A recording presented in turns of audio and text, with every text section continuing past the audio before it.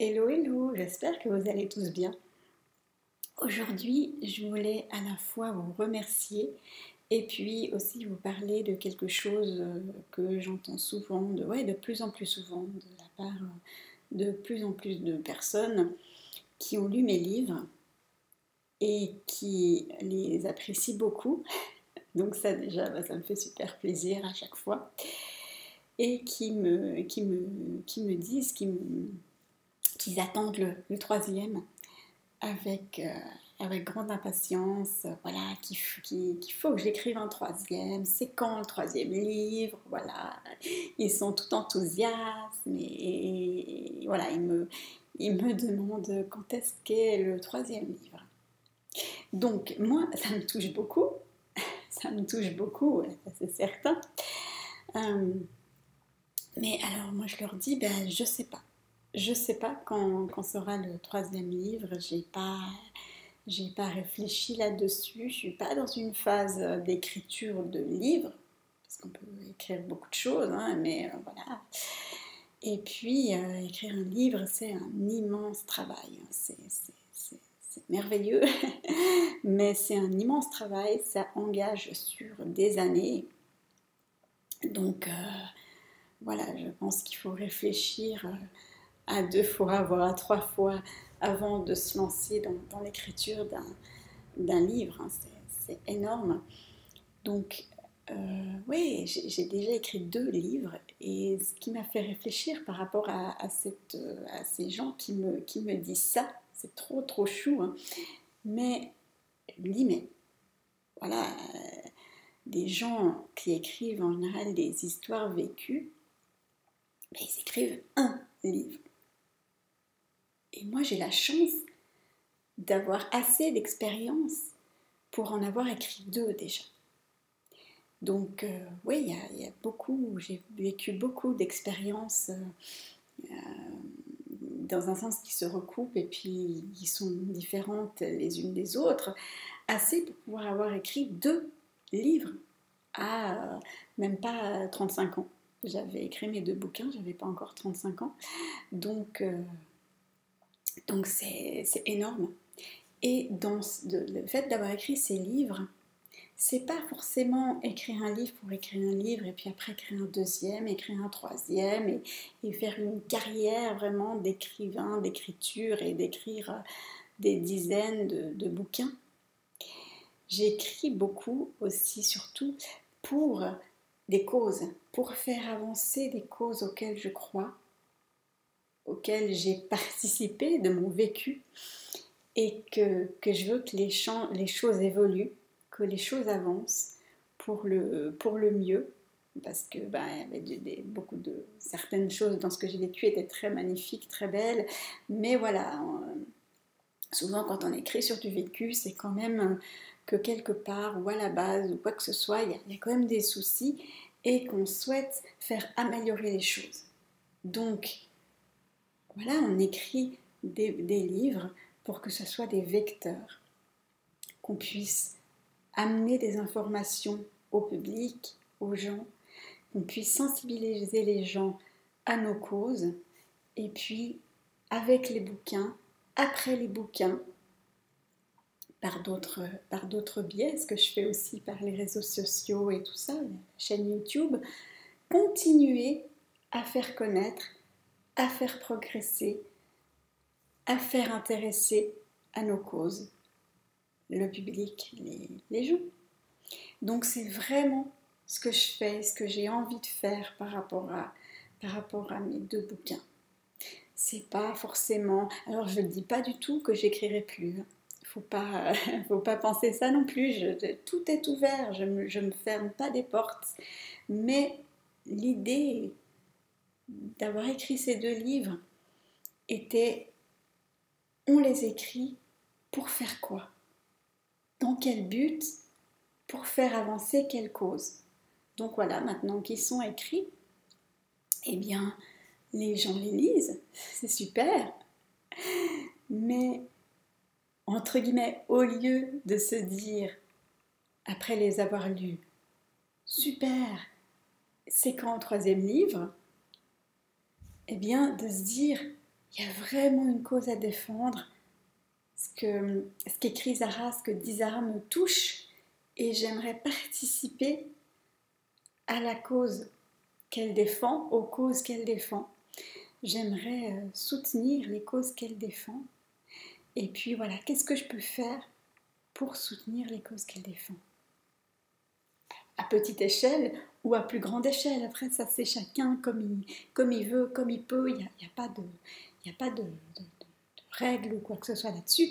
Mais c'est plutôt dans cette optique de, voilà, elle a écrit 2 livres sur son existence.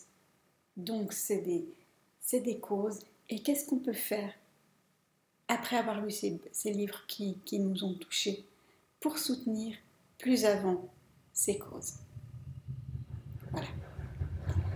Donc oui, c'est vraiment ça. Alors ben voilà, il y a les causes de la scolarité quand on vit avec un handicap physique et visuel, et puis d'autres handicaps. Moi, je prends mon déficit, je pars de moi, je prends mon déficit pour parler de moi, de moi, et puis de ouvrir à d'autres déficits, à d'autres différences, à d'autres handicaps, parce que je vois souvent quand je discute avec d'autres personnes qui ont d'autres difficultés, d'autres handicaps, ou même d'autres vécus, mais on se comprend, on se rejoint, on a les mêmes idées, on pense pareil.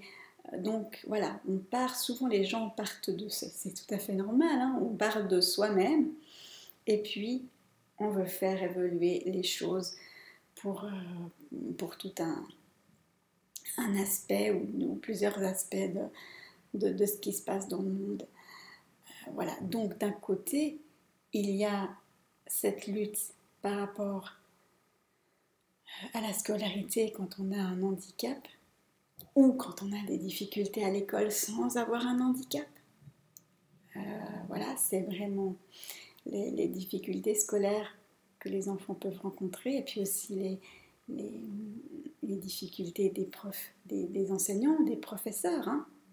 C'est pas évident d'être prof, mais moi je pense aussi avoir des pistes pour les enseignants, pas seulement pour aider l'enfant qui a un handicap, pour aider aussi l'enseignant, pour aider le reste de la classe, les autres enfants de la classe, pour que tout ce petit monde vive en harmonie. Voilà, donc il y a ces causes-là par rapport à mon premier livre, Patience enragée. Et puis, il y a les causes rattachées à mon vécu avec Rémi, mon histoire d'amour avec Rémi qui avait une myopathie de Duchenne, c'est donc une maladie génétique dégénérative qui touche les muscles du corps. Dans tout le corps, on a des muscles et voilà, ces muscles se détériorent de plus en plus. Du moment où ça commence à se détériorer, ben, il y a plus de faim. Voilà, ça se détériore. Et puis, donc c'est vraiment ce deuxième livre, Choisir la vie, c'est concernant les causes pour faire connaître cette maladie, pour faire avancer, non pas vraiment la recherche, parce que je ne suis pas chercheuse, mais pour faire avancer la connaissance du quotidien que vivent ces jeunes, ces enfants, ces jeunes adultes avec des maladies génétiques, la myopathie, les myopathies, mais d'autres, de nouveau, dans ce domaine-là, des maladies se recoupent.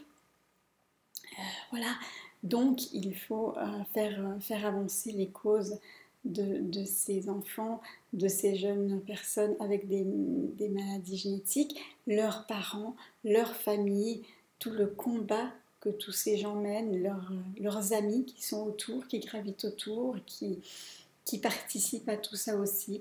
Vraiment faire évoluer ces causes pour faire connaître la vie de ces enfants. Pas seulement le côté médical, le côté recherche qui est super important. Franchement, moi, ça me touche énormément toujours. Je suis la première à regarder les télétons et tout, et voilà, et engranger des, des solutions, enfin, de regarder tout ce qui est médical, savoir voilà où on est, où on a avancé, où est-ce qu'on est. Enfin, moi, ça me captive. Mais aussi faire connaître la vie quotidienne des enfants, des jeunes adultes, des parents, de la famille qui vivent avec ces enfants, avec ces jeunes qui ont des maladies génétiques rares, très très très lourdes à porter au quotidien. Donc faire connaître tout ça et puis faire connaître tous les, tous les aspects, tous les rêves de ces gens, de ces enfants, de ces jeunes adultes. Voilà, parce que comme pour nous tous, comme pour vous, ils ont tous des rêves et puis les rêves sont les mêmes. Les rêves sont les mêmes de chacun, ils sont pareils. Alors certains, ils arrivent à les réaliser, certains autres pas. Et aussi souvent, ils ne les réalisent pas tous parce qu'ils manquent de temps. Parce que c'est une maladie très grave, qui est encore malheureusement qui se termine.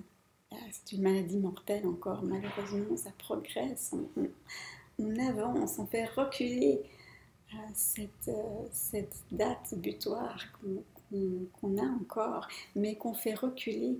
On a gagné une quinzaine d'années de vie depuis 15-20 ans, donc grâce à la recherche.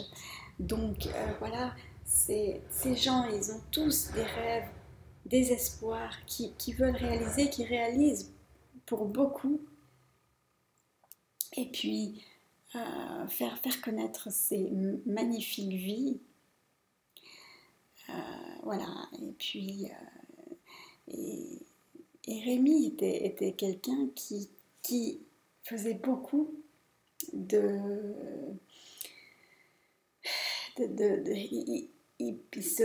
il se mettait en avant, il se montrait dans la vie de tous les jours, il sortait, il faisait des voyages, il allait à l'école, il a été à l'université pour lui, pour avoir une vie, pour avoir des projets, pour avoir des amis, pour avoir comme tout le monde, mais aussi pour faire avancer la cause de tous ces gens.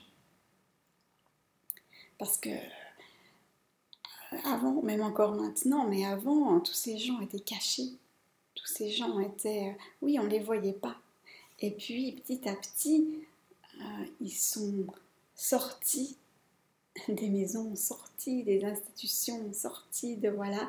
Et puis, ils sont allés dans les écoles publiques, ils sont allés dehors, en ville, dans les espaces publics, avec tous les autres, pour se mélanger, pour se rencontrer.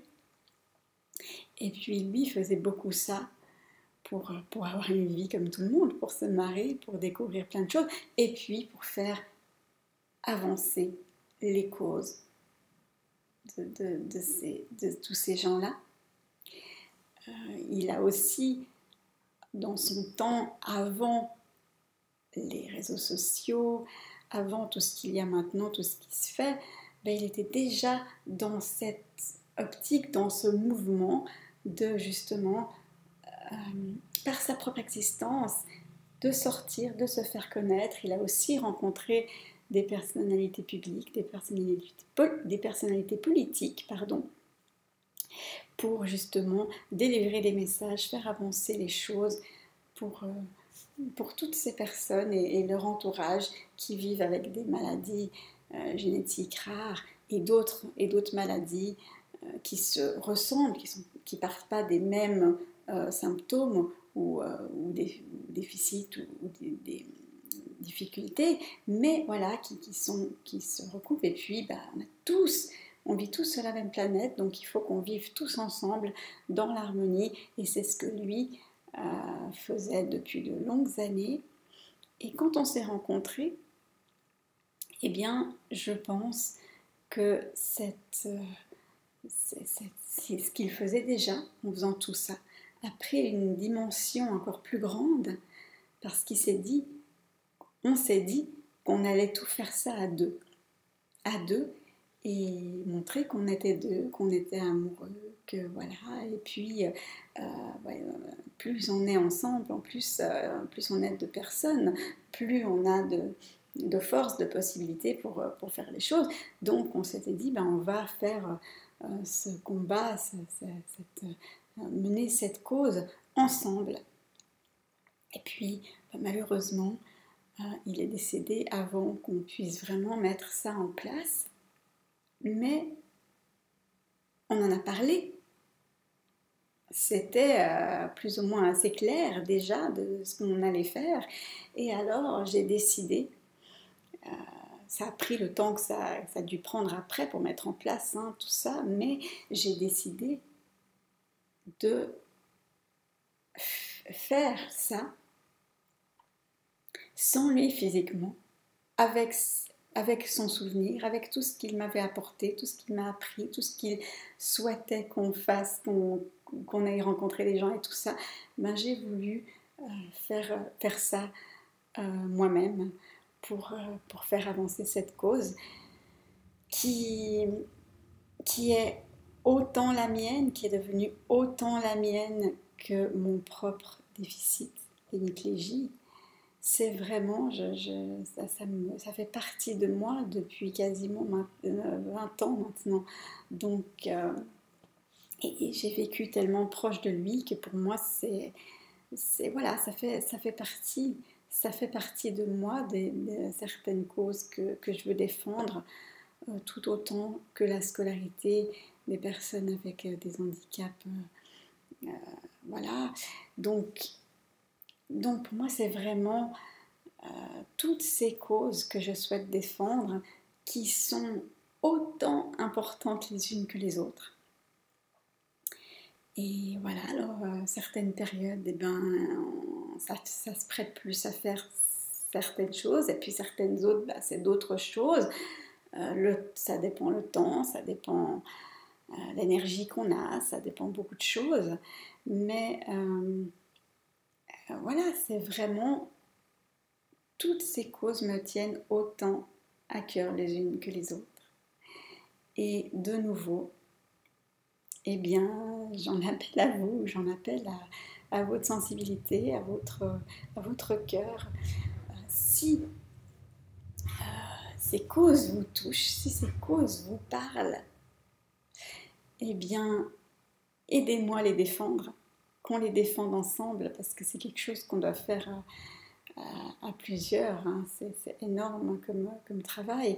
Donc, soutenir une cause, ça peut être juste la partager, en parler à son entourage, à l'extérieur. Voilà, j'ai rencontré par ce biais ou par un autre biais cette personne qui a vécu ça, tout ça, et puis ça m'a touchée. Donc je t'en parle à toi, je vous en parle pour que vous connaissiez tout ça aussi, que vous vous intéressiez, que vous alliez voir, que vous alliez lire les livres, que vous participiez aussi à ces causes. C'est pas forcément un immense travail comme pour moi, ben c'est une grande partie. Mais ça peut être pour vous juste voilà, de parler à votre entourage de ce que vous avez découvert à partir de ce que j'ai fait. Et puis voilà. Donc, je vous remercie d'avoir regardé cette vidéo. J'espère qu'elle vous aura touché. J'espère que vous aurez peut-être une meilleure compréhension de tout ce pourquoi je lutte et qui sont pour moi tout autant importants.